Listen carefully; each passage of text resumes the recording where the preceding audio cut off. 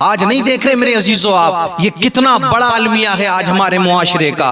آج یہ کتنی تکلیف کی بات ہے کہ لاکھوں کی تعداد میں مسلمان لڑکیاں مذہب اسلام کو چھوڑ کر غیروں کی طرف جاتی ہوئی نظر آ رہی ہے. آج دوسری طرف تو پلاننگ سے کام ہو رہا ہے کہ مسلمان لڑکیوں کو اپنے جال میں پھنساؤ, ان سے شادیاں کرو, اس کے بعد میں انہیں ٹارچر کرو اور مار دو. ایسے واقعات ہزاروں کی تعداد میں میرے عزیزو سننے میں آتے ہیں. نہ جانے کتنی لڑکیاں اب تک کہ جو مسلمان تھی پہلے انہوں نے غیر مسلموں سے شادی کی, غیر مسلموں کو اپنایا, اس کے بعد میں میرے عزیزوں انہیں اپنی جان سے ہاتھ دھونا پڑا. ابھی حال ہی میں آپ نے کیا دیکھا, بریلی کے اندر ایک لڑکی کی لاش ملتی ہے, ایک لڑکی مرتی ہے. پتہ یہ چلا کہ وہ لڑکی پہلے مسلمان تھی اور وہ کسی غیر مسلم سے اس نے شادی کر لی, اس کے بعد میں اس کو مار دیا گیا.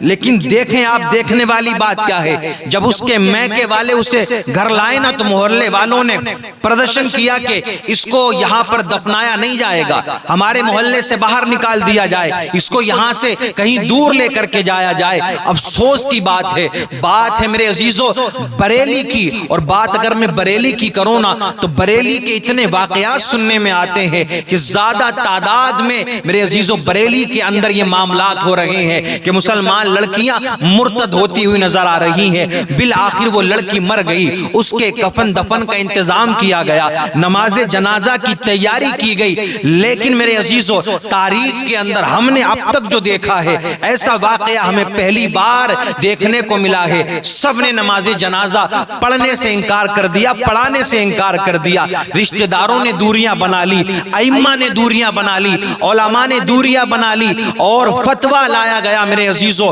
وہاں بھی یہی کہہ دیا گیا کہ اس کی نماز جنازہ نہیں پڑھی جائے گی, نہیں ہوگی. وجہ کیا ہے, کیونکہ یہ لڑکی مذہب اسلام کو چھوڑ کر, دین اسلام کو چھوڑ کر یہ باطل دین کی طرف گئی تھی اور یہ اسی دین پر مری ہے. یہی وجہ ہے کہ اس کی نماز جنازہ نہیں پڑھی جائے گی. تو بغیر نماز جنازہ پڑھے اس کو دفن کیا گیا ہے. میں تو یہ کہتا ہوں اس کو دفن نہیں کرنا تھا. دفن بھی کیوں کیا اس کو, جب وہ ایک غیر مسلم کے ساتھ میں بھاگی اور اس نے اسلام دھرم کو چھوڑ دیا تو جس مذہب کی طرف وہ گئی تھی اسی مذہب کے ریتی رواج کے مطابق اس کا انتم سنسکار ہونا تھا. لیکن آؤ میرے عزیزو یہ باتیں تو ہوتی رہیں گی, لیکن سوچنے والی بات یہ ہے, غور و فکر کرنے والی بات تو یہ ہے یار, بڑا دل روتا ہے کبھی کبھی کہ آخر یہ معاملات کثرت سے پیش کیوں آ رہے ہیں. دوسری طرف سے پوری پلاننگ ہے, لیکن کیوں ہم اپنی بچیوں پر دھیان نہیں دے رہے ہیں, کیوں ہم اپنی بچیوں پر توجہ نہیں دے رہے ہیں, کیوں ہمارا ذہن اس طرف نہیں آ رہا ہے. آج جو اتنے واقعات سننے میں آتے ہیں آخر اس کے پیچھے غلطی کس کی ہے. تو آؤ میرے عزیزو اگر دیکھا جائے نا تو اس کے پیچھے آپ کو ہر کسی کا ہاتھ نظر آئے گا. آؤ بات کرتے ہیں قوم کے مالداروں کی. اگر قوم کے مالداروں کا حساب لگایا جائے نا تو آج میرے عزیزو اپنے بچوں کی شادیوں میں یہی سرمایہ دار لوگ لاکھوں کروڑوں روپے اٹھاتے ہیں. اب جو یہ لڑکیاں مرتد ہو رہی ہیں اس کے پیچھے کئی ریزن ہے. ایک ریزن یہ ہے کہ ماں باپ غریبی کی وجہ سے شادی ٹائم پر نہیں کر پا رہے ہیں تو یہ لڑکیاں بھاگ رہی ہیں. دوسرا ریزن یہ ہے کہ کالج میں, اسکول میں, یونیورسٹیز میں یہ ساتھ میں بیٹھ کر کے پڑھ رہے ہیں. ہماری بچی تو تعلیم حاصل کر رہی ہے لیکن یہ کس کو پتا ہے کہ وہ اپنے ایمان سے ہاتھ دھو رہی ہے. یہ دو سب سے بڑی وجہ ہے.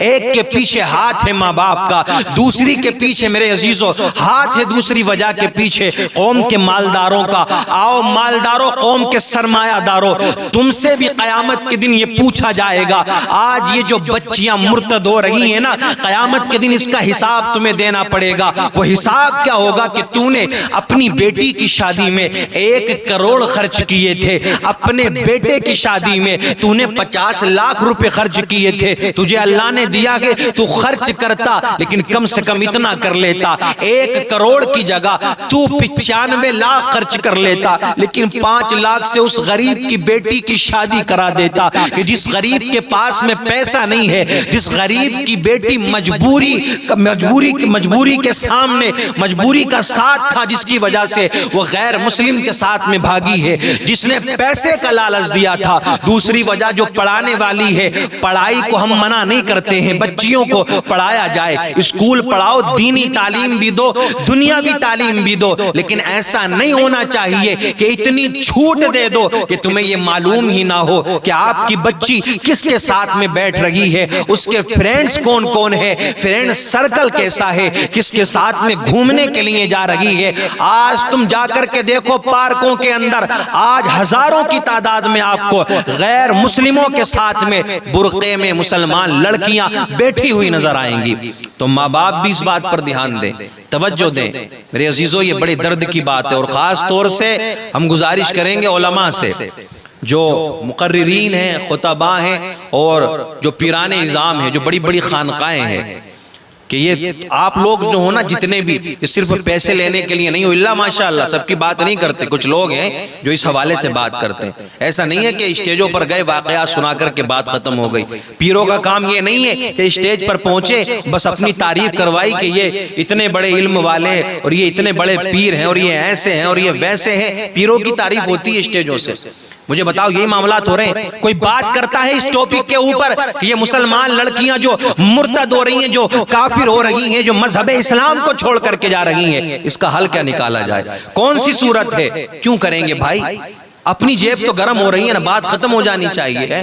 یاد رکھنا تو پیر ہے کتنا بھی بڑا، تو کتنا بھی بڑا خطیب ہے، تو کتنا بھی بڑا عالم ہے، تو کتنا بھی بڑا مفتی ہے، اگر تو اس بات پر بات نہیں کرتا ہے، اس موضوع پر، اللہ نے تجھے علم دیا، اللہ نے تجھے عہدہ دیا، ترقی دی، کامیابی دی، اگر تو اس موضوع پر بات نہیں کر رہا ہے، رب کعبہ کی قسم قیامت کے دن سب سے پہلی پکڑ تیری ہوگی۔ یاد رکھنا جتنی کثرت سے یہ مسلمان لڑکیاں آج کے دور میں مرتد ہو رہی ہے، ایسا لگتا ہے کہ وہ آنے والا وقت جو ہے میرے عزیزو اتنا خطرناک وقت ہے کہ اس سے بھی کہیں زیادہ تعداد میں یہ مسلمان لڑکیاں مرتد ہوتی ہوئی نظر آئیں گی۔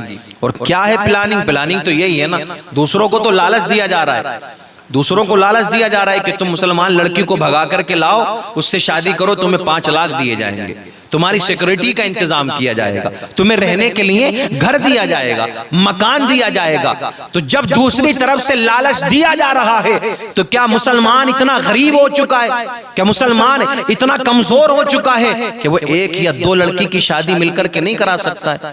کچھ سنگٹھن اب بیدار ہوئے ہیں، کچھ تنظیمیں بنی ہیں جو یہ کام کرا رہی ہیں۔ بریلی کے آس پاس میں یہ سننے میں آتا ہے، بڑی خوشی ہوتی ہے، لیکن افسوس اس سے زیادہ تب ہوتا ہے جب یہ واقعات سننے میں آتے ہیں۔ تو میرے عزیزو، اللہ نے آپ کو نوازا ہے، میں علماء سے، پیران نظام سے، قوم کے مالداروں سے گزارش کروں گا کہ آپ کچھ اپنے خرچے کم کریں، اور جو یہ مسلمان لڑکیاں مرتد ہو رہی ہیں انہیں مرتد ہونے سے بچائیں، اور کہیں نہ کہیں جا کر کے ان کے ماں باپ کی مدد کریں، ورنہ حال یہی ہوگا کہ آپ کی بچی کو لے جایا جائے گا بیلا پھسلا کر، اور اس کے بعد میں میرے عزیزو معاملات کیا ہوں گے؟ ہوتا کیا ہے، وہ کہتی ہے نا لڑکیاں کہ میرا والا ایسا نہیں ہے، میرا والا ایسا نہیں ہے۔ یہ جو جملہ ہے نا یہ بہت زیادہ سننے میں آتا ہے کہ میرا والا ایسا نہیں ہے، اس کے والے نے کاٹ دیا ہوگا، وہ کٹی ہے تو وہاں کٹی ہے، وہ جو غیر مسلم بن گئی تھی تو اس کو کاٹ دیا، میرا والا ٹھیک ہے، میرا والا تو اچھا ہے۔ یہ جو کہتی ہے نا میرا والا اچھا ہے، کچھ سال گزرتے ہیں پھر انہی کی لاشیں کہیں کنویں میں پڑی ہوئی نظر آتی ہیں، کہیں تھیلے میں پیک ہوئی نظر آتی ہیں، کہیں ندی نالوں میں پھر